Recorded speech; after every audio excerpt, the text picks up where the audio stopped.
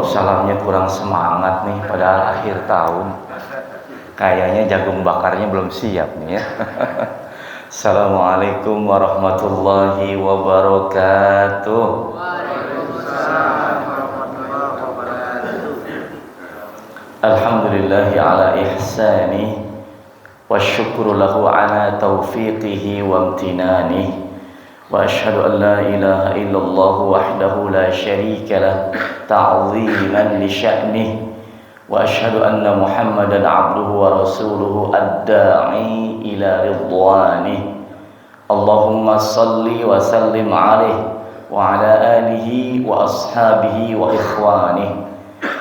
Ya ayyuhalladzina amanu taqullaha haqqa tuqatih wa la tamutunna illa wa antum muslimun. Amma ba'du. Yang saya hormati takmirah, pengurus dari Masjid Al-Huda yang tercinta. Yang saya hormati Bapak dan Ibu semua jamaah setia salat subuh Masjid Al-Huda Kerinci. Mudah-mudahan kita semua, baik yang bersungguh-sungguh untuk hadir di majelis ilmu ini, atau yang kebetulan mampir, atau yang tidak punya niat untuk mengaji, sama-sama mendapatkan ampunan dari Allah Subhanahu wa Ta'ala. Jadi keistimewaan majelis ilmu itu seperti itu ya Pak. Yang cuma ikut-ikutan, yang cuma duduk doang, yang cuma sambil tidur sekalipun, semuanya mendapatkan ampunan Allah Subhanahu wa Ta'ala. Salawat dan salam semoga selalu tercurah kepada penutup para nabi dan rasul, seorang raja tanpa istana, seorang kaya tanpa harta, seorang manusia dan mulia Nabi kita Muhammad sallallahu alaihi wasallam. Begitupun untuk keluarga beliau tercinta, para sahabatnya, tabi'in, atba'ut tabi'in, serta siapapun yang mengikuti jejak langkah mereka dalam kebaikan. Mudah-mudahan kita semua termasuk di dalamnya. Amin ya rabbal alamin. Bapak Ibu jamaah rahimani Allah wa iyyakum. Dulu ada seorang raja terkenal di negeri India. Kita tahu dahulu India itu ada kerajaan Islam yang besar ya. Kerajaan Islam Mughal. Seorang raja ketika itu meminta kepada menterinya, menyuruh kepada menterinya agar dibuatkan sebuah kalimat yang singkat tapi padat. Lalu kalimat ini diukir di dinding-dinding istananya. Supaya apa? Supaya si raja bisa membacanya setiap saat. Supaya si raja ketika membaca kalimat itu, ketika dia sedang sedih, jadi gembira.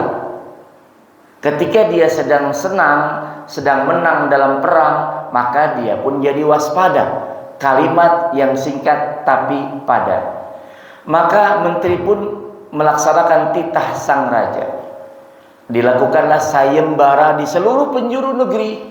Dipersilakan kepada orang-orang berilmu, para cendekiawan untuk berlomba menyerahkan kalimat yang pendek, yang singkat tapi padat untuk sang raja.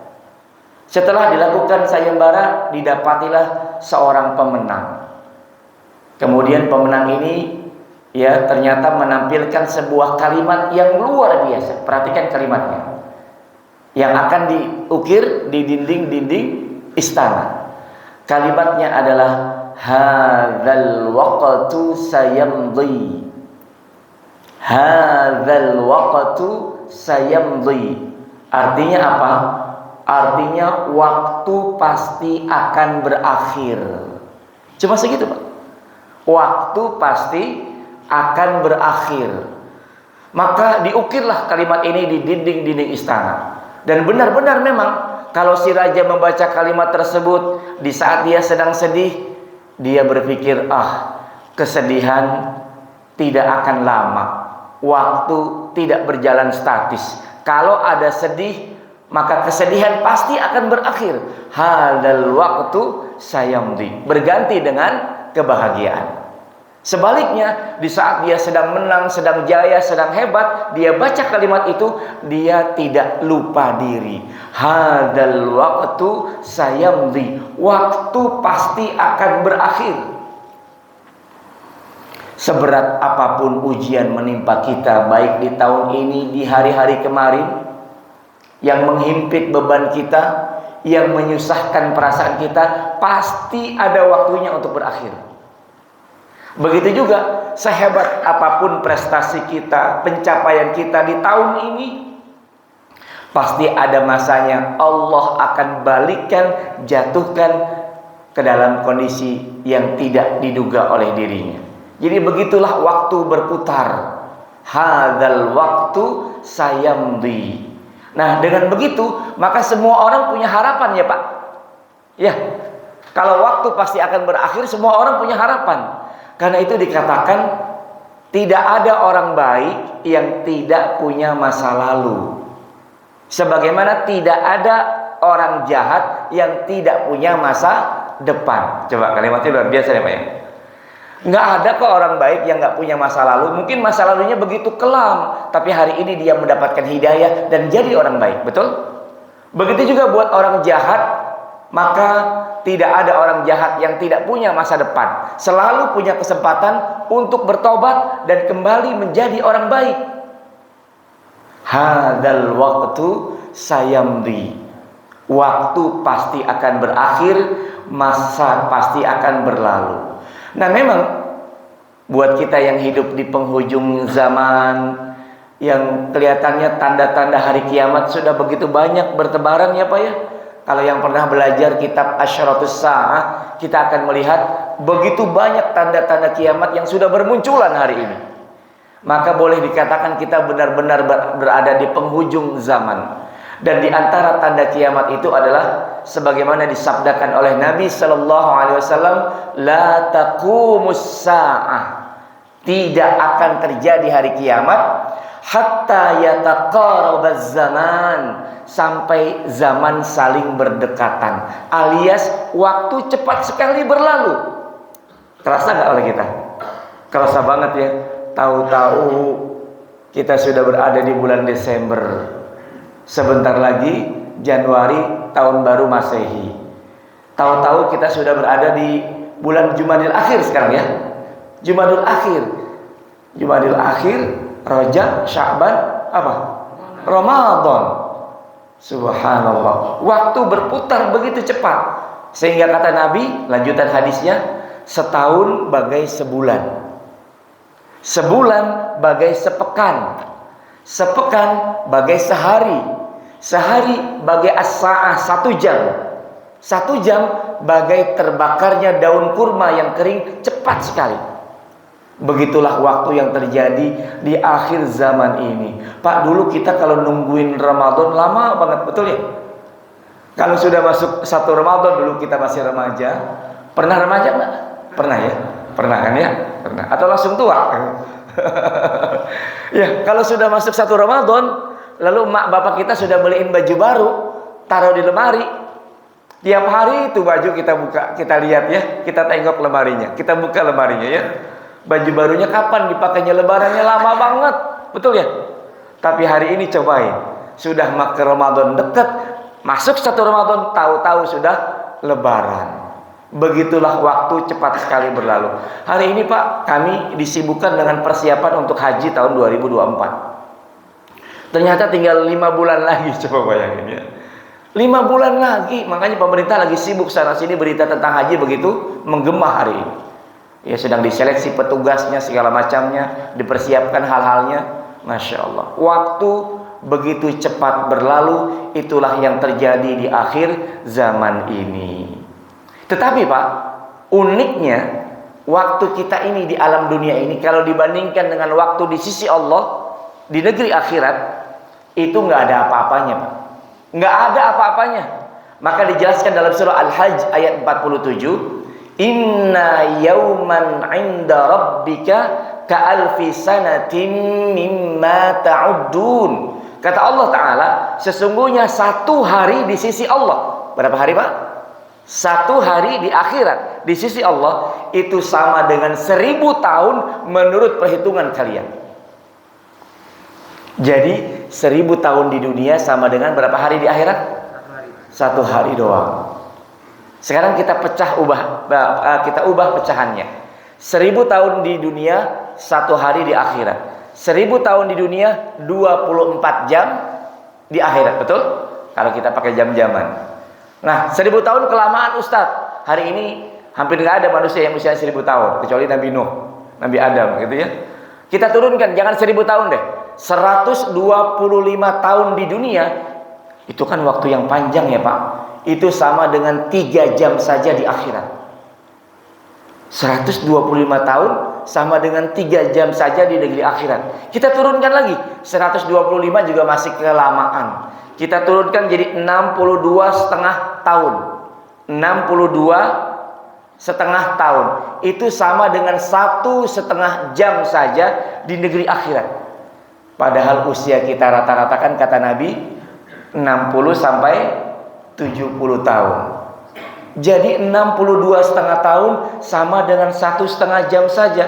Artinya kita hidup di alam dunia menurut perhitungan negeri akhirat cuma 1,5 jam saja. 1,5 jam. Mancing aja udah berapa lama coba? Yang senang mancing siapa di sini ya? Bengong gitu kan. Kadang 3 jam ya. Main sepeda. Siapa di sini yang suka main sepeda?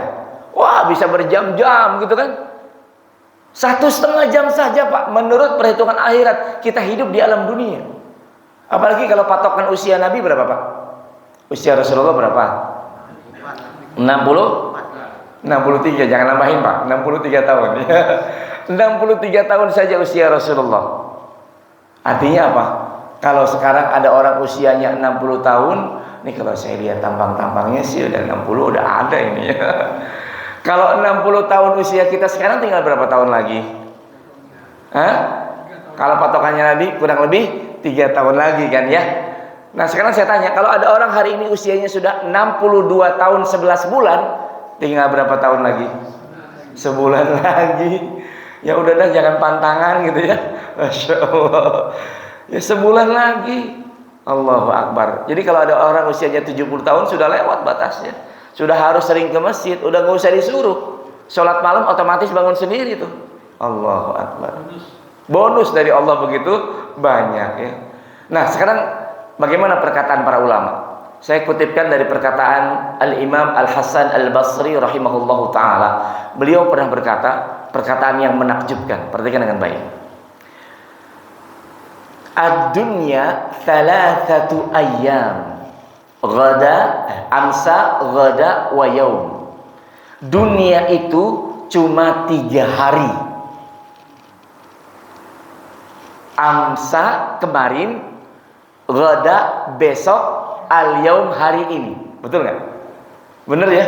Dunia cuma 3 hari Pak. Kemarin, besok, dan hari ini. Lalu beliau memberikan penjelasan. Perhatikan dengan baik. Dunia hanya 3 hari. Kemarin adalah waktu yang tidak bisa diulang. Betul?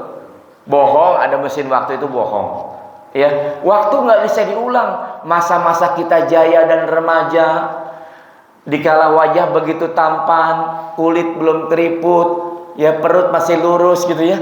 Hari ini Masya Allah, masa itu nggak bisa diulang lagi tuh. Ketika kita begitu hebat, jaya, perkasa dan tampan, nggak bisa diulang masa lalu. Jadi jangan terpukau dengan kejayaan masa lalu. Siapa di sini yang mantan pejabat, yang sekali tanda tangan bisa keluar 100 juta? Itu mah masa lalu ya, nggak bisa diulang. Kecuali Allah takdirkan hal yang lain. Ya. Lalu yang kedua kata beliau, hari kedua adalah ghada. Ghada itu besok. Tapi kata beliau, besok juga belum tentu terjadi. Betul? Kalau kemarin nggak bisa diulang, besok belum tentu terjadi.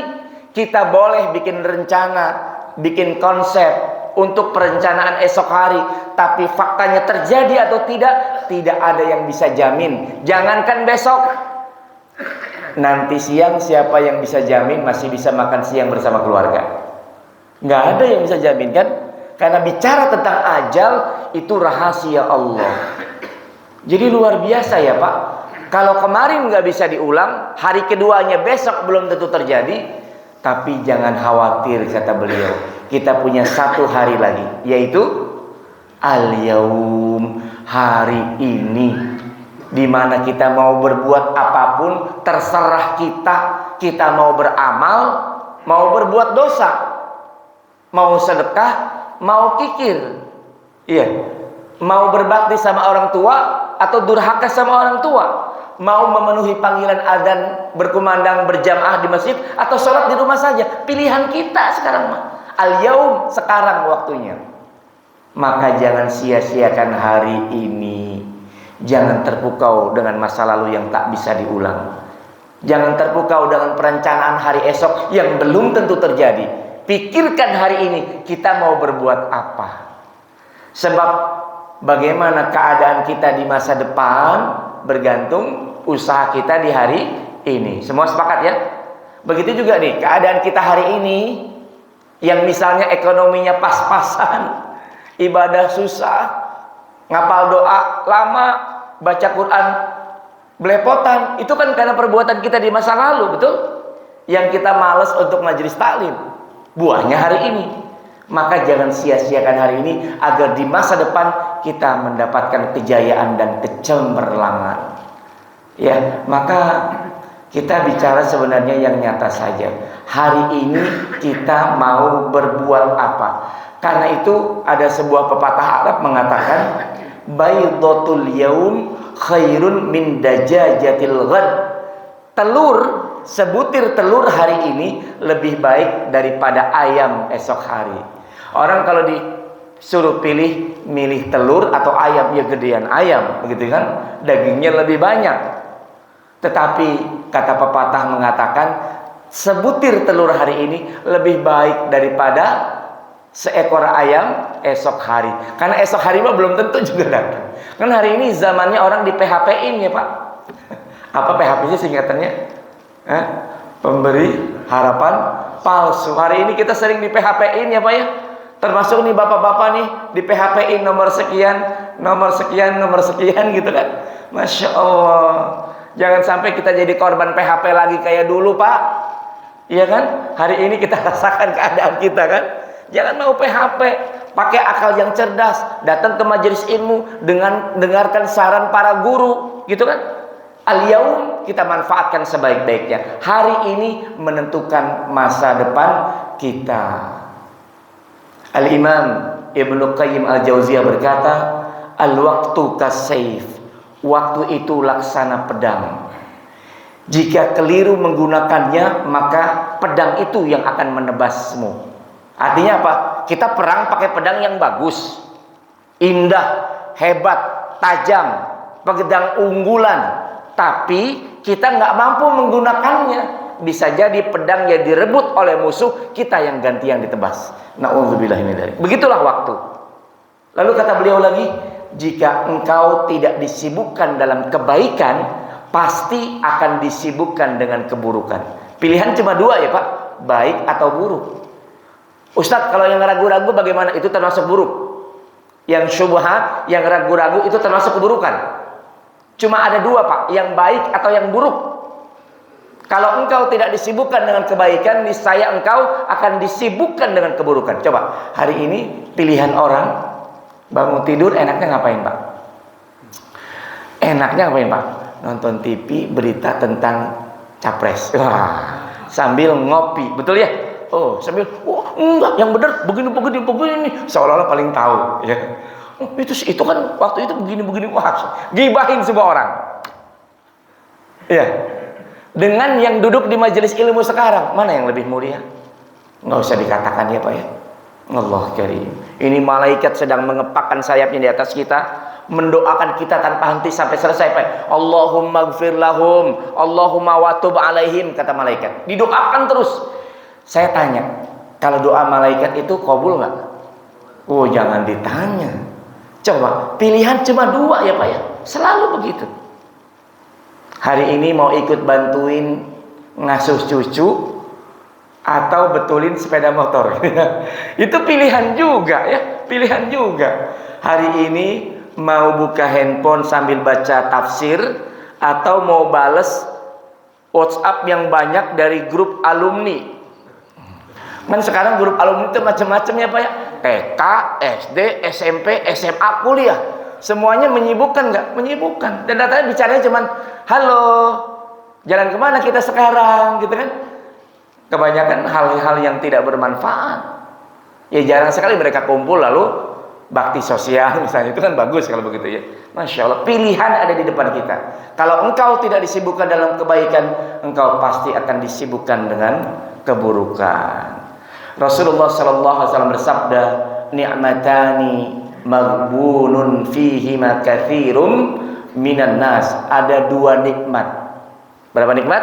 Dua. Yang Allah kasih buat manusia, tapi sering membuat manusia lalai. Justru dikasih nikmat malah dia merugi, hancur, lalai. Apa dua nikmat itu? Yang pertama adalah as-sihah, kesehatan. Coba, kesehatan ini nikmat dari Allah bukan? Nikmat. Coba deh, ini kan udah sepuh-sepuhnya saya, orang tua saya di sini ya. Dulu kalau kita berdiri, duduk, kemudian berdiri lagi, enak nggak? Enak ya, pak cepat gitu. Sekarang cobain dah, berdiri, jongkok, bangun lagi. Kira-kira bangunnya bisa nggak? Cepat. Aduh, rada susah sekarang mah ya. Dengkulnya, pinggangnya, Allahu Akbar, beban di perutnya, belum lagi beban hidupnya gitu ya. Masya Allah. Ya, as-sihah, kesehatan. Dikasih nikmat sehat sering membuat manusia celaka. Kenapa? Manusia tidak berpikir kalau ada saat dia sehat, pasti ada saat dia sakit. Dan kehidupan berputar ya Pak ya. Wa tilkal ayyamu nudawiluha bainan nas. Ali Imran 140. Hari itu, masa itu cuma kami putar saja di antara manusia. Hari ini kamu di atas, besok di bawah. Hari ini sakit, besok sehat. Hari ini senang, besok susah. Hari ini banyak uang, besok bangkrut. Hari ini menjabat, besok pensiun. Hari ini berkuasa, besok dilupakan. Cuma begitu doang, diputar-putar saja. Makanya kalau dikasih nikmat sehat, seperti yang bapak-bapak lakukan, udah jangan sungkan pergi ke masjid, ikut majelis ilmu. Semua yang bermanfaat kita kerjakan. Mumpung masih sehat, jangan menunggu sakit. Lalu yang kedua kata Nabi, al-faragh, waktu luang. Saya nggak percaya ada orang yang tiap hari sibuk. Bohong. Orang paling kaya di dunia yang cari duitnya begitu semangat, pasti ada masa luang kok. Maka kata Nabi, nikmat masa luang jangan disia-siakan. Nanti ada masanya kita sibuk. Ya kan? Kemarin musim kemarau kita santai, punya banyak waktu luang. Begitu musim hujan datang, mulai sibuk. Sibuk apa Pak? Dapur bocor. Ya kan? Kalau tinggalnya di daerah pesisir, udah mulai air naik, gitu kan? Disibukkan lagi. Makanya begitu waktu luang, jangan sia-siakan kesempatan. Pak, ada masanya. Ya, mudah-mudahan Allah sehatkan kita ya. Ada masanya duduk kita di majelis ilmu ini jadi impian buat kita. Susah lagi pergi ke masjid, kondisi badan gak memungkinkan. Akan ada masanya mungkin. Akan ada masanya mungkin. Makanya nikmati saat-saat ini Pak, dimana kita punya kesehatan dan waktu luang. Kata Nabi, jaga yang 5 sebelum datang yang 5. Jaga masa mudamu sebelum datang masa tuamu. Jaga masa sehatmu sebelum datang sakitmu. Jaga masa kayamu sebelum datang miskinmu. Jaga waktu luangmu sebelum datang waktu sempitmu. Yang terakhir, jaga hidupmu sebelum datang matimu. Coba hari ini ya, kayaknya satu persatu teman kita pergi ya Pak ya. Ya, jangankan bapak-bapak, saya yang seusia begini aja, teman sekolah, teman mondok, satu persatu pergi meninggalkan kita. Iya, Masya Allah. Tinggal giliran kita. Kapan? Makanya orang yang cerdas itu yang memikirkan kematian. Karena dia hidup di alam dunia cuma sementara, dan kehidupan yang sebenarnya di mana, Pak? Di negeri akhirat. Maka siapa orang yang menyia-nyiakan waktu, dia lebih parah ya daripada maksudnya menyia-nyiakan waktu lebih parah dari kematian. Ini perkataan ya masih Al-Imam Ibnu Qayyim Al-Jauziyah. Beliau berkata, idha'atul waqti asyaddu minal maut. Menyia-nyiakan waktu lebih parah daripada kematian. Menyia-nyiakan waktu lebih parah dari kematian. Pak, kalau kematian memisahkan kita dengan alam dunia saja ya Pak. Ya, alam dunia aja kita berpisah. Nanti kita hidup lagi kok di alam kubur, betul? Kita sudah bahas 3 sesi pertemuan tentang alam kubur. Kalau ada YouTube-nya dibuka lagi, ya. Jadi kehidupan dunia ini kan akan berlanjut nanti dengan kehidupan akhirat. Dan kehidupan akhirat pertama kapan? Alam kubur. Ya, kematian itu cuma pindah zaman doang. Tapi menyia-nyiakan waktu memisahkan seseorang dari Allah Subhanahu wa taala. Ketika dia lalai untuk berzikir, ketika dia maunya senang-senang melulu, ketika ibu-ibu doyannya healing melulu. Itu status ibu-ibu dari hari ke hari OTW. Aduh. Pak, dulu kita kalau mau makan diajarin sama emak bapak, sebelum makan kita ngapain, Pak? Baca apa? Sebelum makan ngapain? Baca doa, betul ya? Baca doa kan, apa doanya sebelum makan, Pak? Bismillah. Atau yang lain yang suka ngamalkan Allahumma ini a'udzubika minal khubuthi. Oh, bukan ya? Bukan, itu doa masuk WC ya. Allahumma barik lana fima razaq sebagai tambahan. Bismillah juga sudah cukup. Tapi hari ini berubah trennya. Kalau dulu kita diajarin sama emak bapak sebelum makan suruh doa, hari ini sebelum makan kita ngapain, Pak? Selfie dulu. Apalagi kalau baru tumben makan di restoran tertentu, difotoin dulu itu masakannya, lalu diposting. Padahal tetangganya kelaparan, orang miskin belum makan. Allahu Akbar.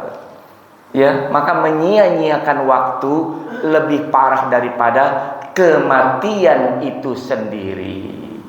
Baik, sekarang terakhir, ya, saya ingin mengajarkan sebuah tips agar masa berganti, akhirat menanti.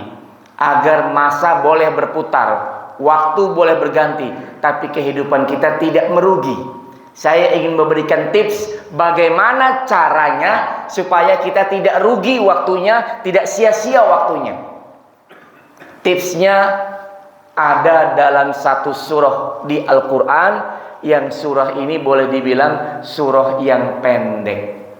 Insya Allah kita sama-sama hafal, cuma terdiri atas 3 ayat saja. Itu tipsnya. Ada yang tahu surah apa? Al-Asr. Udah tahu rupanya ya? Udah tahu, udah cukup sampai di sini aja ya. Al-Asr. Dari namanya udah ketahuan. Al-Asr artinya ada 2. Ada pendapat pertama di Ibnu Katsir itu Al-Asr maknanya waktu asar. Waktu asar itu kan waktu penghujung sebelum malam, betul? Kalau zaman dahulu malam mah susah, Pak. Nggak ada lampu, nggak ada penerangan. Jadi penghujung zaman sebelum gelap, Al-Asr. Ada juga maknanya Al-Asr ya, makna yang umum yaitu waktu itu sendiri atau masa. Di mana Allah Ta'ala bersumpah di ayat pertama, wal asr, demi masa. Saya akan bacakan ayatnya. Walaupun insya Allah kita sama-sama hafal. Bukan hafal lagi Ustadz, favorit. Favorit dinas sholat Ustadz gitu ya. Udah pendek soalnya ya. A'udzu billahi minasyaitonir rajim. Bismillahirrahmanirrahim. Wal 'asr. Innal insana lafi khusr. Illa alladzina amanu wa 'amilus shalihat wa tawasaw bil haqqi wa tawasaw bis sabr. Ayatnya pendek. Yuk kita coba bedah. Wal 'asr. Artinya apa, Pak? Demi waktu atau demi masa. Wawu di situ huruf apa namanya dalam bahasa Arab? Ini bahasa Arab di sini. Huruf apa namanya? Ayo, ada yang tahu? Wawu di situ kan kita biasa terjemahkan kalau wa artinya apa? Dan. Tapi kalau berubah jadi maknanya demi, jadi sumpah. Kenapa wawu di situ? Kedudukan sebagai apa? Huruf qasam. Ya, huruful qasam. Kan boleh bersumpah dengan wallahi, tallahi, billahi, boleh 3. Itu lafaz sumpah, Pak. Bisa wallahi, tallahi, billahi. Ini juga sama, ya, tapi digunakan huruf wawu wal asr. Demi waktu, demi masa, di mana hanya Allah yang boleh bersumpah dengan makhluk kok. Kalau kita nggak boleh bilang demi masa, demi orang tuaku, demi Rasulullah, nggak boleh. Atau demi benda ini nggak boleh. Bersumpah dengan makhluk buat kita nggak boleh. Itu hanya buat Allah. Bersumpah dengan makhluk ciptaannya, ya, demi masa, demi waktu. Menunjukkan waktu itu makhluk, bukan? Makhluk ciptaan Allah. Allah bersumpah dengan sesuatu yang kita tempati hari ini, yaitu waktu. Lalu, innal insana lafi khusr. Ini ayat ini luar biasa loh, Pak. Ada 2 taukid, ada 2 penekanan. Pertama, inna, sesungguhnya, al-insan, manusia itu, la fi, la-nya pendek ya, Pak. Lam di sini taukid, pasti. Artinya pasti di sini. Bukan la fi. Makanya kalau belajar baca Quran nggak boleh la fi, salah itu. La fi, ya, pasti berada. Khusr, dalam kerugian. Jadi 2 kali Allah tekankan, sungguh manusia pasti berada dalam kerugian. Artinya kerugian itu sesuatu yang pasti terjadi pada manusia. Senang tidak senang, suka tidak suka, manusia pasti merugi. Ya Allah, siapa sih orang yang mau rugi? Ada nggak? Ya Pak, kalau rugi itu begini. Punya istri, dinafkahi, ya, diajari kebaikan, ujung-ujungnya direbut sama teman kita. Itu rugi namanya. Punya anak, kita besarkan, kita sekolahkan, sampai kemudian mandiri, kemudian ngelunjak sama kita. Itu namanya rugi, Pak. Paham nggak? Duduk di majelis ilmu, ya, mendengarkan faedah-faedah ilmu, sampai rumah ngumpul sama tetangga, gosipin yang lain. Itu rugi namanya. Ya, karena seolah-olah nggak bermanfaat duduknya di majelis ilmu. Itu kerugian itu terjadi pada manusia ketika mereka mendapatkan waktu dari hidupnya. Lalu Allah Ta'ala menjelaskan, Pak, ada pengecualian, illa, kecuali. Siapa orang-orang yang tidak pasti dalam kerugian itu? Orang yang tidak rugi itu ada 4 macam. Yuk kita bedah ayatnya, Pak. Innal insana lafi khusrin. Sesungguhnya manusia pasti berada dalam kerugian. Illa, kecuali ada 4 golongan manusia yang tidak akan merugi. Yang pertama apa, Pak? Illal ladzina amanu. Apa artinya amanu? Apa artinya amanu? Orang beriman. Maka orang yang punya iman di hatinya tidak akan merugi. Tapi belum selesai. Ini ayat ini saling berkaitan nih, Pak. Solusinya nggak bisa berdiri sendiri. Ya, selain beriman di hati, punya keyakinan kepada Allah di dalam hatinya, maka dia juga wa'amilus sholihat. Apa amilus sholihat? Beramal soleh. Coba, ini kembaran nih, Pak. Ini saudara kembar, nggak bisa dipisahkan nih, Pak. Iman, amal soleh, nggak boleh dipisahkan. Nggak cukup cuma beriman saja, tapi tidak beramal. Tidak cukup beramal tiap hari tanpa punya iman. Ini kembaran nih, Pak. Ini nggak bisa dipisah, Pak, hari ini. Sebab hari ini kita menemukan fakta, ada orang KTP-nya Islam, tapi mengucapkan selamat hari lahir Tuhan, gitu ya. Anak Tuhan, gitu kan? Amalnya diperhatikan. Ada orang mengaku Islam, tapi ketika ada krisis antara Palestina dan Zionis Israel, dia buru-buru belain Israel. Iya, begitu ya, Pak ya. Itu iman amal soleh nggak bisa dipisahkan. Ada orang Islam, tapi ketika ada panggilan sedekah buat anak yatim, dia pelit. Makanya iman sama amal soleh nggak bisa dipisahkan. Harus satu kesatuan. Pak, kalau orang hanya iman tidak beramal soleh, perhatikan kalimatnya ya, jangan sampai salah. Kalau orang hanya iman saja, ngaku iman saja, tapi tidak beramal soleh, apa bedanya dengan orang-orang, maaf, kejawen yang cuma berkata, sing penting eling, gitu ya. Sing penting eling. Sholatnya enggak. Saya punya tetangga rajin ke masjid, jemaah saya. Tapi bapaknya, Pak, disuruh sholat susah. Ya karena masuk ajaran itu, Pak. Nggak mau sholat, sing penting eling. Yang penting inget gitu ya. Pak, kalau orang hanya mengaku iman tanpa amal soleh, apa bedanya dengan Fir'aun? Allahu Akbar. Pak, Fir'aun itu hati kecilnya beriman nggak kepada Nabi Musa? Beriman. Coba lihat ayatnya. Ketika Fir'aun ditenggelamkan, ya, apa perkataan Fir'aun? Amantu bi Rabbi Musa wa Harun. Aku beriman kok kepada Tuhannya Musa dan Nabi Harun. Kenapa aku ditenggelamkan tuh? Baru dia ngomong. Berarti menunjukkan Fir'aun sebenarnya beriman nggak? Beriman. Coba apa yang menghalangi dia? Kesombongan. Apa yang menghalangi dia? Kekuasaan. Ya Pak ya, itu berbahaya banget tuh Pak. Beriman sebenarnya hati kecilnya, tapi dia tidak beramal, tidak taat kepada Allah dan Nabi Musa, malah memerangi Nabi Musa. Untung saja Allah Ta'ala menurunkan Al-Quran hari ini. Al-Quran kasih tahu kita bahwa ada seorang Nabi Allah, utusan Allah, dikejar-kejar oleh penguasa yang lalim.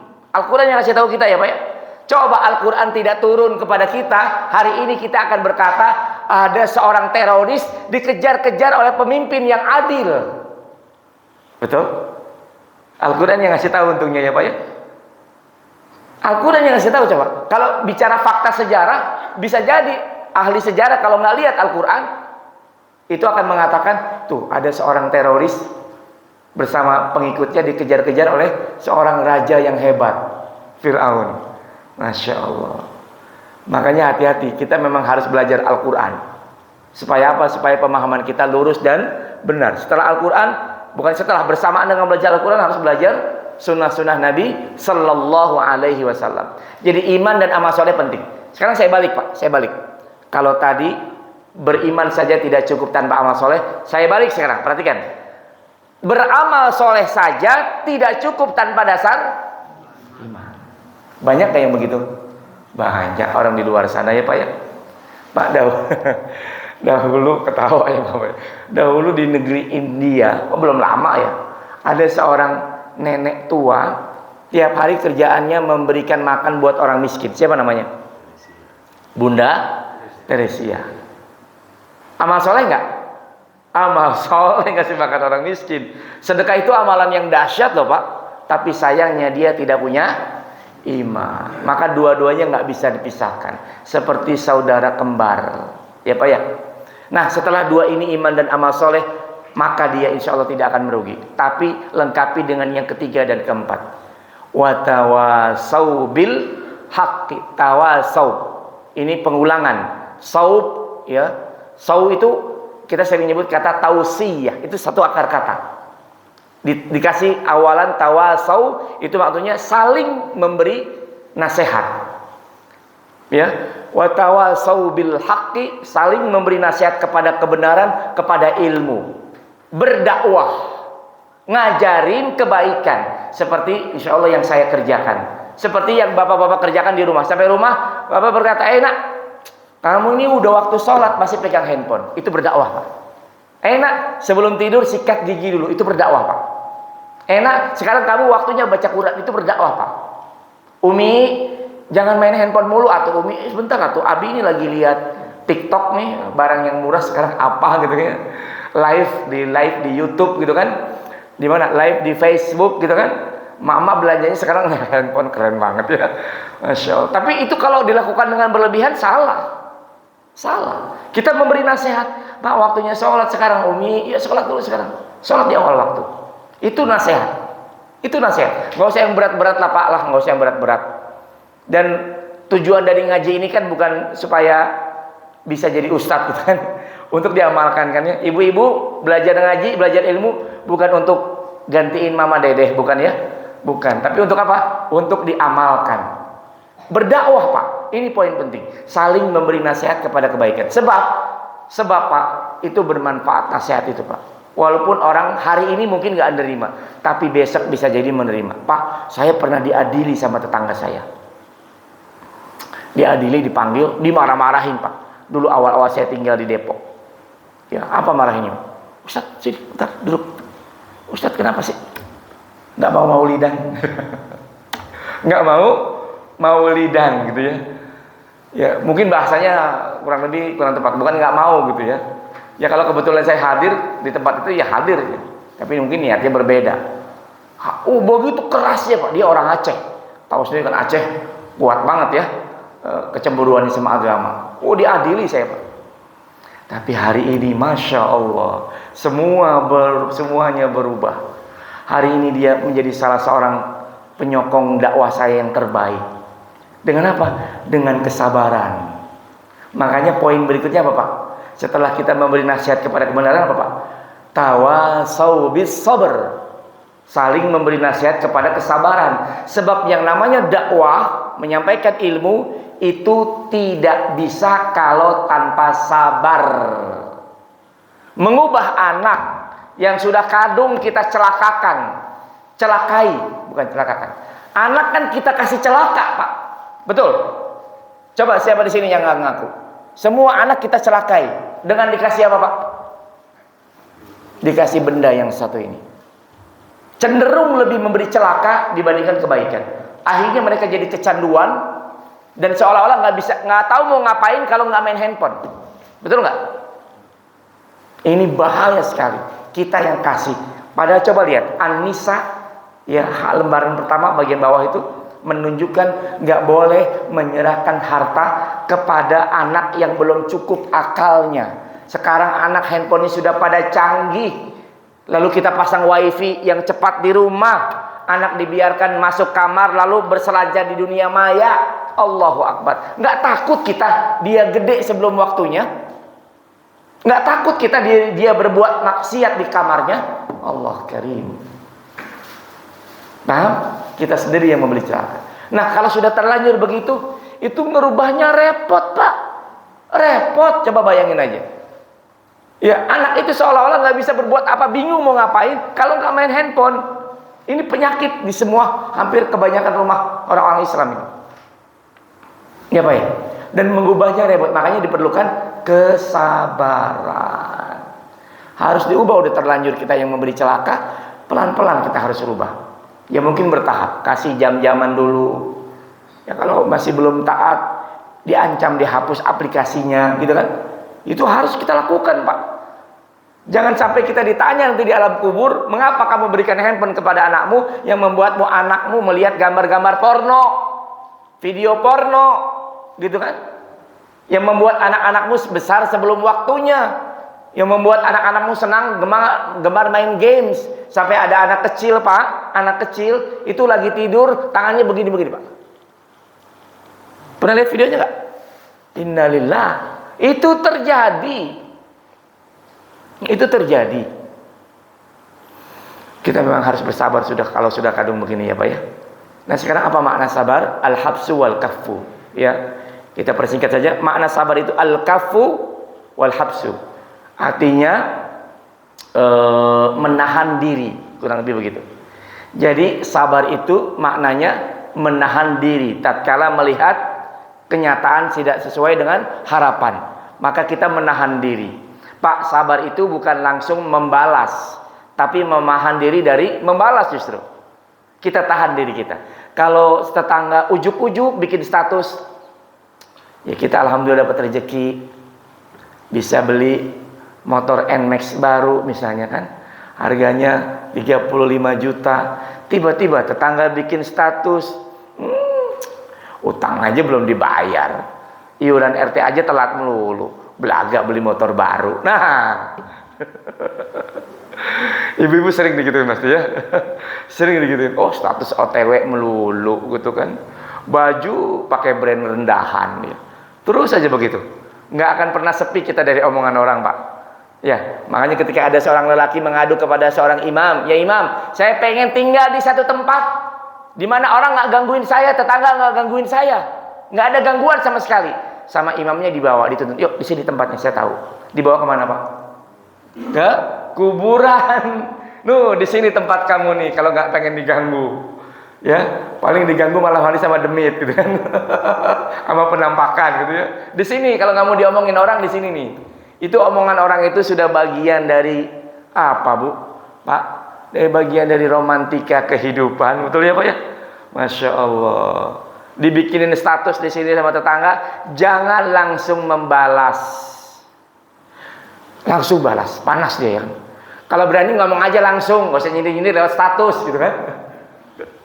Jadinya perang status gitu ya. Nggak usah, tahan diri saja. Mana tahu benar-benar bukan buat kita statusnya ya Pak ya. Walaupun ciri-cirinya udah mirip banget sama kita gitu kan. Masya Allah. Ya nggak usah Pak, itu sabar namanya Pak. Jadi sabar itu bukan membalas setelah dicaci. Ya begitu kita membalas bukan sabar namanya. Tapi ketika kita langsung menahan diri dari membalas, itulah yang disebut sabar. Makanya innamas sabru inda awwalis sadbah. Sesungguhnya sabar itu ada pada pukulan yang pertama. Jadi langsung kita menahan diri dari membalas. Yaitulah kesabaran sebagai teman penting dari ayat sebelumnya, dari kalimat sebelumnya, tawasau bil haqqi wa tawasau bis sabr. Menasihati kepada kebenaran, menasihati kepada kesabaran. Artinya apa? Kalau kita berdakwah menasihati kepada ilmu, kepada kebenaran, pasti ada gangguan, pasti ada cobaan. Maka diperlukan kesabaran. Sabar penting. Dan hari ini kita bisa bertahan hidup, bisa sukses, bisa jaya, bisa bertahan rumah tangga kita sampai setua ini. Anak-anak bisa jaya, bisa mandiri, bisa kerja di BUMN. Alhamdulillah, semuanya pada sholat di awal waktu. Itu semua karena buah kesabaran kita. Bukan semata-mata ilmu. Karena banyak di luar sana orang punya ilmu tapi nggak sabar. Ya, tapi nggak sabar. Akhirnya dikit-dikit pengen nyalahin orang lain. Salah nih, yang benar begini gitu kan. Wah, dia nggak pakai tekniknya. Teknik kesabarannya seperti apa? Ya. Ada kalanya orang itu berubah bukan karena omongan kita, Pak, tapi karena perbuatan kita. Dia meniru perbuatan kita. Betul ya? Meniru perbuatan kita. Makanya kita sekarang tunjukkan sajalah amal soleh kita, menjadi orang yang terdepan dalam iman dan amal soleh, orang akan melihat. Itu juga dakwah. Kalau di waktunya diperlukan nasihat, kita berikan nasihat, tapi jangan memaksa. Ya, ketika itu memang harus dibutuhkan banyak kesabaran. Inilah 4 hal yang membuat manusia tidak rugi diterjang oleh dahsyatnya kecepatan waktu. Waktu boleh berputar cepat. Masa boleh terus berganti, tapi dia punya 4 hal yang membuat tidak merugi. Yang pertama apa Pak? Beriman. Jaga keimanan terus siapa ya? Jaga hati kita dengan banyak istighfar, astagfirullah wa atubu ilaih. Ya. Yang kedua, beramal soleh, berbuat baik. Yang ketiga apa Pak? Memberi nasihat kepada kebenaran atau kebaikan. Yang keempat apa Pak? Bersabar, saling memberikan nasihat kepada kesabaran. Mudah-mudahan walaupun sebentar lagi kita ganti tahun, ya nggak ada bedanya buat kita. Mau tahun berganti, mau tahun berubah, nggak ada perbedaan buat kita. Saya suka bingung buat orang yang persiapannya khusus buat pergantian tahun. Ini kritik buat kita semua. Karena buat kita nggak ada bedanya, ganti tahun, ganti hari, yang penting kita berada di atas ketaatan kepada Allah, betul? Apa kita harus nunggu tahun baru dulu untuk pergi ke masjid? Enggak kan? Ya? Apa kita nunggu tahun baru dulu baru kita muhasabah, beriman, segala macam? Enggak. Gimana kalau matinya sebelum tahun baru? Gitu kan? Makanya pergantian masa, perputaran waktu itu bukan hal yang penting buat kita, ya kan? Nggak usah nunggu akhir tahun untuk berbuat baik, ya. Ya terkait dengan akhir tahun ini banyak orang berbuat sia-sia Pak. Ya kalau momentum kumpulnya cuma ada di akhir tahun, nggak apa-apa, boleh ya Pak, bukan nggak boleh. Momentum kumpulnya lagi pada liburnya memang akhir tahun Ustadz, ya nggak apa-apa ngumpul, tafadhol, karena waktunya memang itu biasanya. Tapi kalau menyengaja diri, apalagi membuat cuti anak supaya keluar dulu dari pondok, yuk biar tahun baruan dulu sama kita gitu kan. Anak kita liburkan dari sekolah di pondok. Sekarang anak biasanya kalau pondok yang bagus itu Pak, tahun baruan anak di pondok. Sengaja liburnya udah duluan. Anak saya itu sudah kembali lagi ke pondok ya. Jadi tahun baru mereka ada di pondok. Jadi nggak ada urusan dengan tahun baru mereka ya. Sengaja dibikin kayak begitu. Ya, ini enggak, udah masuk pondok lagi kita bikin izin. Anak supaya keluar dulu malam tahun baru, ngumpul dulu. Nah, kalau yang seperti ini nggak boleh. Ya. Tapi kalau cuma ada waktunya cuma akhir tahun ngumpul ya silakan. Ya, kalau bisa malah sebaiknya sebelum atau sesudahnya. Wallahu taala alam bissawab. Mudah-mudahan kita semua menjadi orang-orang yang bisa mempersiapkan lebih baik untuk kehidupan akhirat kita. Masa berganti, akhirat menanti. Sisa waktu yang ada kurang lebih sekitar 10 menit. Ya, barangkali kita bisa bertanya. Silakan Pak. Angga. Silakan Pak. Setelah kita mendengar surat yang dahsyat ini, nanti ada kata-kata sabar. Iya, sabar. Tapi di luar sana ada kata-kata sabar itu ada batasnya. Nah. Bagaimana caranya itu? Iya, sabar itu ada batasnya. Bagaimana Pak? Baik. Sabar itu dijelaskan dalam surah Az-Zumar, innama yuwaffas sabiruna ajrahum bighairi hisab. Hanya orang-orang yang bersabar yang dicukupkan pahalanya tanpa batas. Dari ayat ini memberikan isyarat pahala buat kesabaran itu nggak ada batasnya, terus menerus Pak. Nah, kalau pahalanya tanpa batas, kira-kira sabarnya ada batasnya nggak? Seharusnya tidak. Ustadz udah nggak kuat menanggung semua ini, kata siapa? Kan kita baca ayatnya, la yukallifullahu nafsan illa wus'aha. Allah tidak membebani makhluk ya di luar kemampuannya, pasti sesuai dengan kemampuannya. Jadi nggak ada ujian yang menerjang batas kesabaran, nggak ada. Memang sabar itu nggak ada batasnya. Karena berdasarkan ayat tadi Az-Zumar, innama yuwaffas sabiruna ajrahum bighairi hisab. Pahala buat orang yang bersabar, hanya orang yang bersabar dicukupkan pahalanya tanpa batas. Coba perhatikan. Innama itu penghususan. Hanya artinya. Yuwaffas sabiruna, dicukupkan pahalanya tanpa batas ya. Tanpa batas untuk orang yang bersabar. Menunjukkan apa Pak? Yang dapat pahala tanpa batas bukan orang berilmu, bukan kiai, bukan habib, bukan ustaz, bukan guru, bukan orang tua, bukan anak yang berbakti, bukan. Tetapi siapapun orangnya, apapun profesinya, asal dia bersabar. Jadi sabar ini ada pada satu makom yang dia berbeda dari yang lain. Jadi Allah nggak bilang di ayat ini hanya orang yang berilmu, hanya orang yang pintar baca Quran, hanya orang yang hebat dalam sedekah yang dicukupkan pahalanya. Tapi dikatakan hanya orang yang bersabar. Karena Pak, semua bidang keilmuan, semua bidang kehidupan memerlukan kesabaran. Coba, orang yang banyak sedekah, kalau nggak pakai sabar, besok-besok nggak sedekah lagi. Dia sedekah sama tetangga. Kemudian tetangga itu menyakiti dia. Kalau nggak sabar apa Pak? Besok gua nggak kasih lagi loh. Gitu kan? Sabar perlu. Makanya siapapun orangnya, mau rajin sedekah, mau rajin sholat, perlu kesabaran. Coba, kalau orang nggak pakai sabar, sholat malam cuma sekali doang Pak. Betul? Malam ini sholat malam 11 rakaat, hebat. Besoknya begitu dia bangun mau sholat malam lagi, setan niupin ke kupingnya. Udahlah, sekarang mah istirahat dulu. Kemarin kan udah sholat malam, gitu kan? Gitu kan? Kalau nggak pakai sabar Pak, nggak diciduhin tuh setan. Apa diciduhin sih? Diludahin. Udah krik, 3 kali. Sambil baca a'udzubillahi minasyaitonirrajim. Bangun sholat malam lagi. Makanya kalau baru tumben sholat malam, nggak usahlah langsung 11 rakaat. Ya dicicil dulu bertahap supaya kuat fisiknya, kuat mentalnya, terbina kesabarannya. Jadi sabar itu memang tanpa batas ya Pak ya.